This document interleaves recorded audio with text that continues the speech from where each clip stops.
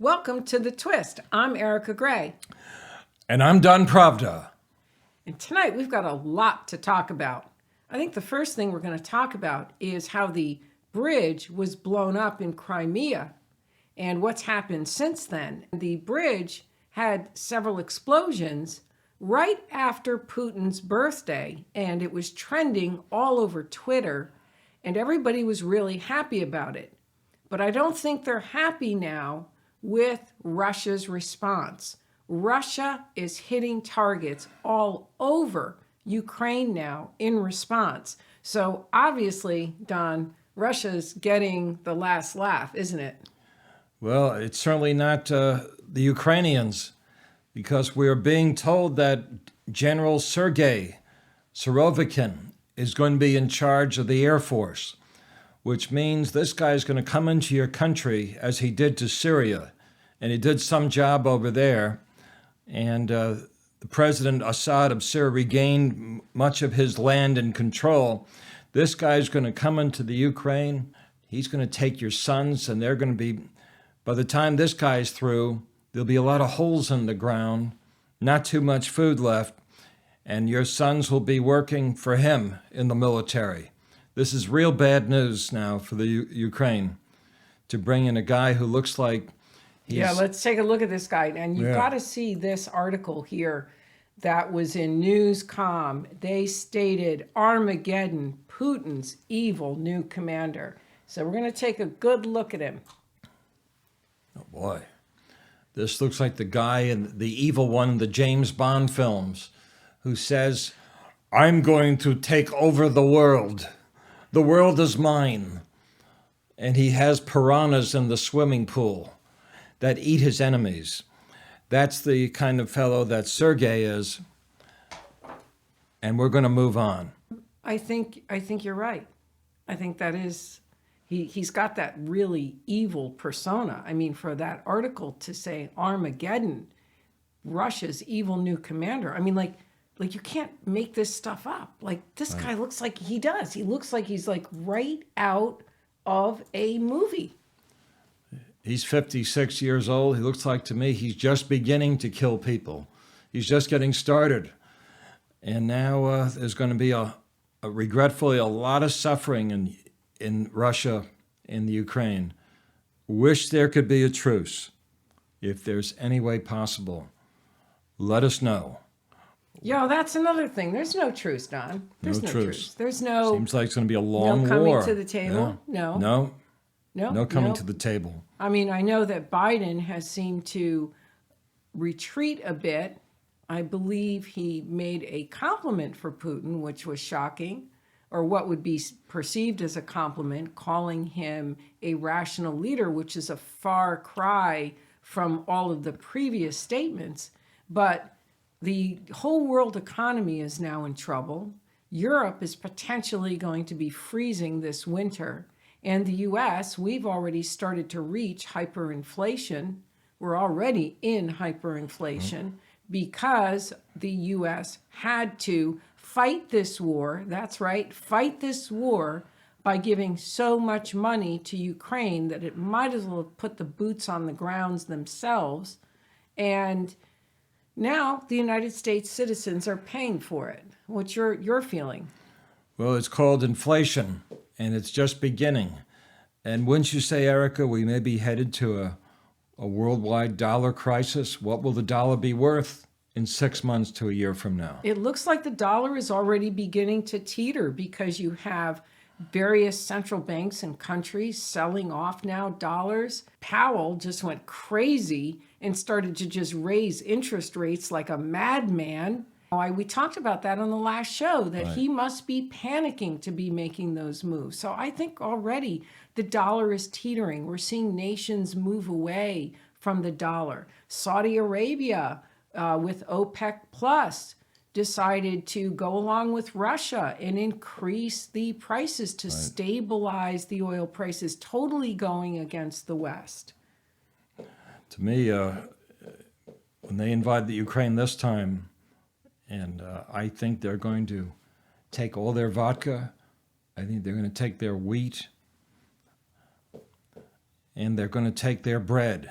And it's going Looks to be like he's a long, long road ahead. Yeah, it looks like he's going after the whole country now. And all this could have been settled without a war. Yes, if Ukraine just agreed to be neutral, but no, you had Stoltenberg who said, and others who were Stoltenberg who heads NATO, and others who were saying that it's a democratic country, could make its own decisions. But yet, when missiles were facing the United States from Cuba, we were ready to go to war, but we expected to have missiles facing Russia, and that should have been okay.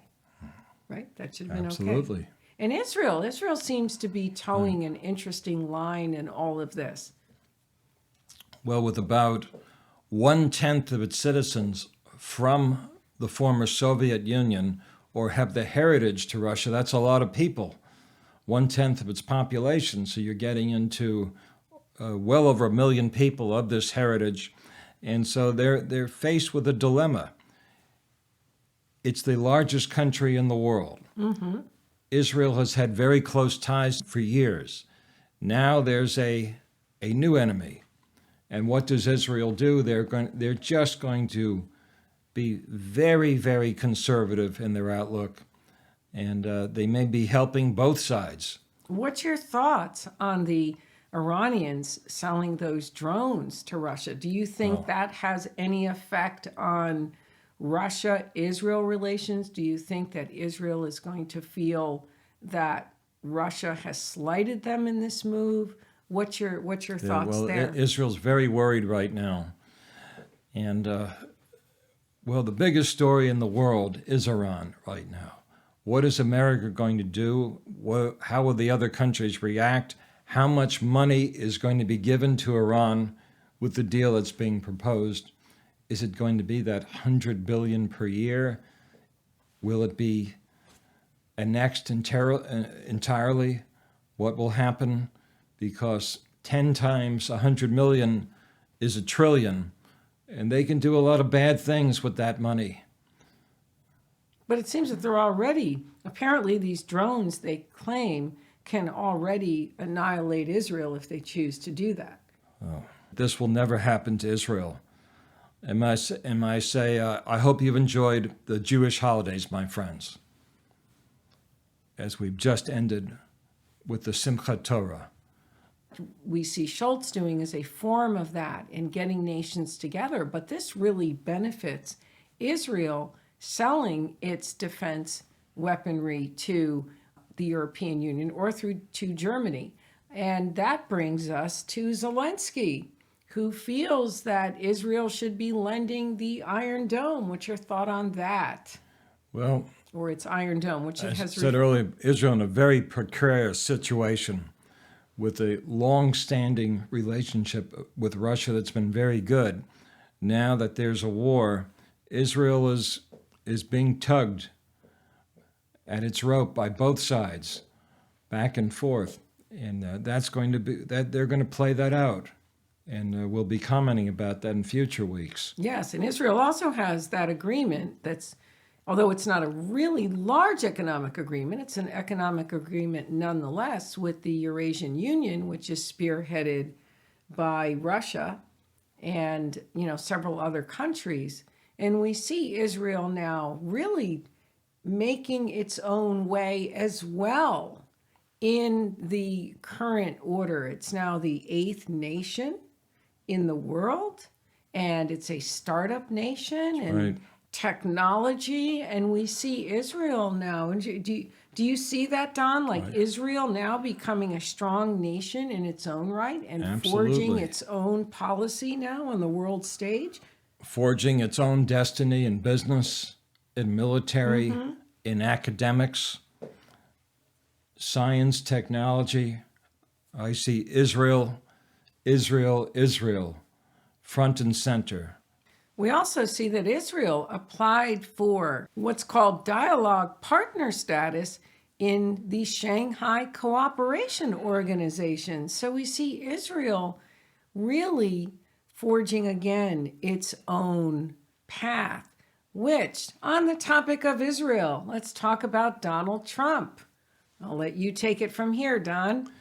Well, allegedly, Mr. Trump has made some remarks that have irked certain members of the Jewish community.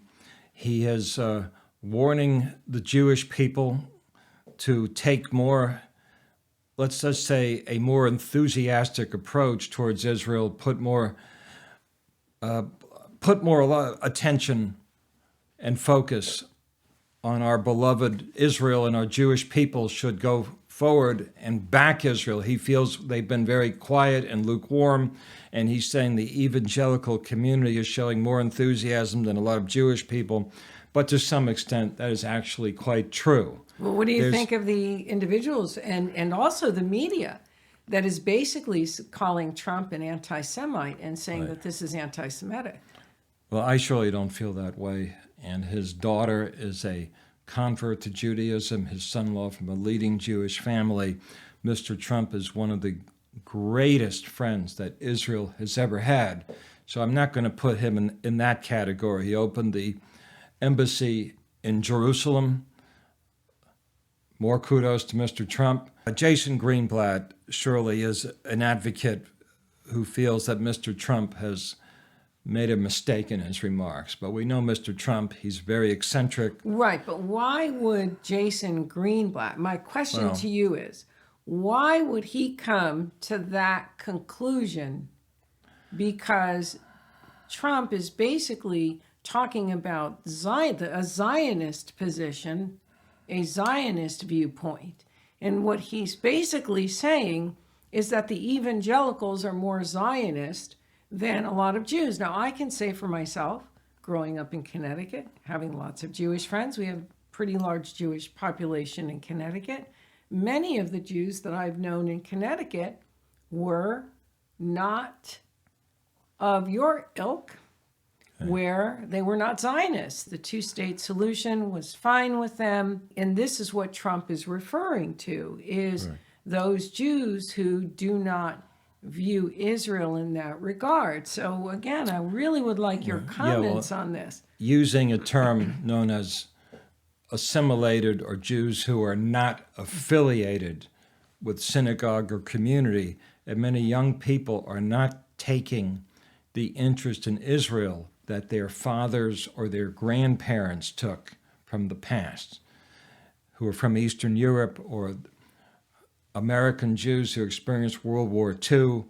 Young people, they're interested in their computers, and they want to get A's in college, which I'm sure will be beneficial. However, less interest in synagogue attendance, less interest in Jewish organizations, less interest in going to Israel. But how much of the Jewish population would you say? That's very hard to calculate. But as we say, it is not the time of our ancestors. It's a very modern, very open era. Young people have different ideas. But there's still a good number of Zionists. But definitely. And a good number of Zionists in politics who would not. And there are vast supporters of Israel in Congress. There are Jewish, of course, congressmen, senators, very valuable to decision making in Congress. It's a different era, it's a different time in history, and there's been wealth and sophistication, and that's drawn people more to watching television, going to university.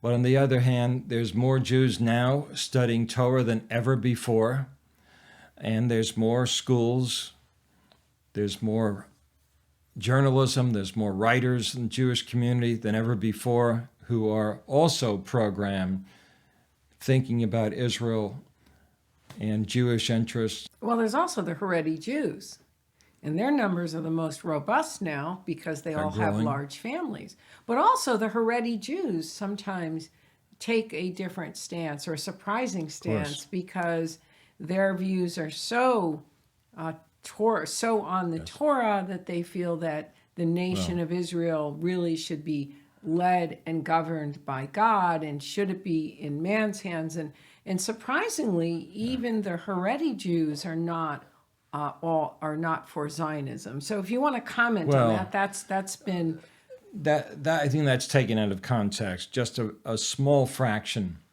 of Haredim. Likewise, those and those you would people, know that because that's the group as that in you're as in with Williamsburg, Europe. Brooklyn, Yes. but even among the most staunch, hardcore right-wing Jews, there's Hasidic Jews. They support Israel and are concerned about Israel. They're concerned about people in Israel and soldiers. And it might surprise you, the religious are going into the army and they're fighting for Israel. And they're occupying very important positions now in the Israeli military. So that's a big change from their stance previously, Well, which was no military. definitely no military for women and men. Some serve, more serving now than ever before. That's interesting. In So these dangerous view times. Yes, so that view is also, it sounds like that view is changing. Yes. So back to Mr. Trump. In conclusion, do you feel that it was fair for him to be called anti-Semitic? Do you feel that was just a real exaggeration? That's an exaggeration. Of course, there are people with very strong emotions about their political parties, namely the Republican and Democrat. Mr. Trump is a likely candidate in the future. So he's got an automatic 50% plus against him immediately. But we give him credit for his friendship with Israel. Yes. And I actually agree with him. And I don't always agree with Mr. Trump, but I agree with him on this point because that's been my experience is seeing that as well. That, you know, the evangelicals are very strong about Israel, and Jews, many Jews I've met are not, except when you get around the more Jews like yourself, who are more orthodox, who are more politically, through the Jerusalem Post conference, it was interesting. Yes. You meet many more there, very pro-Israel. That conference that we just attended. Right, of course. And, yes. and likewise, for those who are concerned about Israel, they need the Republican votes in Capitol Hill. They need the Democratic votes. Everybody's important. And Israel may not have that automatic help that it used to. It's not automatic anymore. There's Israel's enemies. It has political enemies.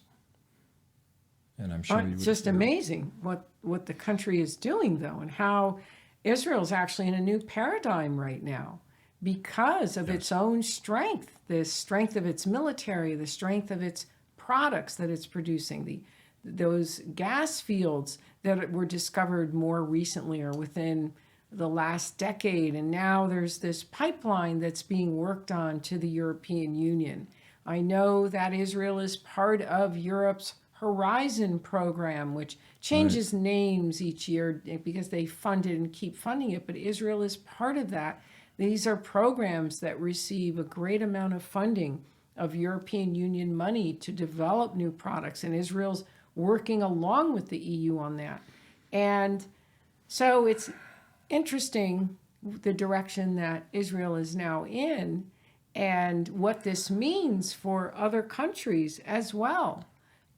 You can't help but note that a country like Bahrain wants peace accords and business opportunities with Israel, as is very possibly Turkey might be coming back into the fold. We sure hope so. Only by the 1990s, Israel and Turkey were very, very close allies. There's been we'll call it a hitch in the relationship now due to the leadership in Turkey, but that may change. And other Arab countries want Israel as a partner. They don't want it as an enemy. It doesn't truly make sense. And what are the concerns? Iran's a big concern right now. Yes. What will Iran do? And what would they do if they have the kind of funding that we've been alerted to? Yes, that are spendthrifty drunken sailor with money, Right. president wants to just throw at them and everybody else, but doesn't throw it at the United States and at the things that are needed in the U.S. And in the meantime, the United States has a homelessness crisis, I would say, and a crisis with the mentally ill on the streets who are actually contributing to the escalating rates of crime in the United States. So it appears that the United States needs to be fixing its own problems instead of doling out all this money that they don't have, that they just keep printing to send out, that the U.S. taxpayers will end up paying a tax on, and the tax that we're paying is now in the form of inflation.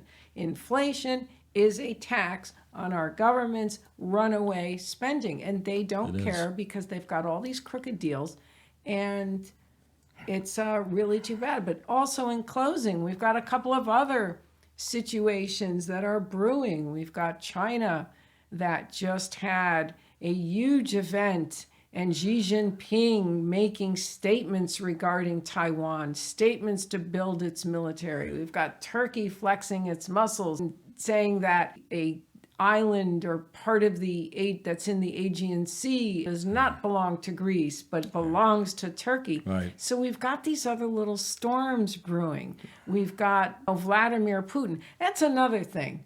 I mean, it just seems that these people are not that bright. You blow up a bridge that's a major bridge, or you attempt to, you detonate on that bridge, and then you're trending on Twitter and making fun that this is Putin's birthday present, and you're all having a good time. Well, where is that now? And now it looks like Putin may be trying to take all of Ukraine. It's time for his vengeance. That's what it sounds like. And us. he's got nothing to lose at this point because now, if Ukraine would make such a bold move as to blow that bridge up, now it's a strategic interest for Russia to take Ukraine in its entirety. Like, I can figure this out, that would be the move he would take and that he is now taking. So it's going to be interesting, Don, isn't it? Interesting and very bloody and very unhappy. And to me, Yes. as we started earlier in the conversation with Sergei coming to your house, oh boy, he looks like Telly Savalas without the humor. This guy, Dr. Death in the next James Bond film. I know, look at the expression. Look at the brows. And he doesn't have a wig cap. That's the way he really looks. Look at the expression. I mean, this is like unbelievable. Like he was made for this part. Yes. Well, he's worked at it for a long time, as those in Syria know. Yeah, his side profile is just as menacing as the front of him looks. Right. But I mean, you even had that paper we cited in Australia calling him evil commander and calling this now Armageddon. Like this is now getting like it's out of a movie. And you would know about the movies, Don. Right, movies, right. Yes. Member of SAG-AFTRA. There's going to be... And characters in those movies, right? I think there's going to be a lot of movies made. He could be cast, made. couldn't he? Absolutely. He'd be like a star villain. Yeah, in fact, if he wants to defect, Hollywood will have work for you, sir. Instant work for you. And you won't need too much makeup or costuming. You'll come ready. Okay, Don, any final words? Any final words? May you have a lot of luck and success, joy and happiness and good health in the new year. It's going to be a memorable one. And folks, until next time, stay tuned for more. And if you don't subscribe to The Twist, subscribe to this channel today. Thank you, thank you, thank you. Shalom, shalom, shalom.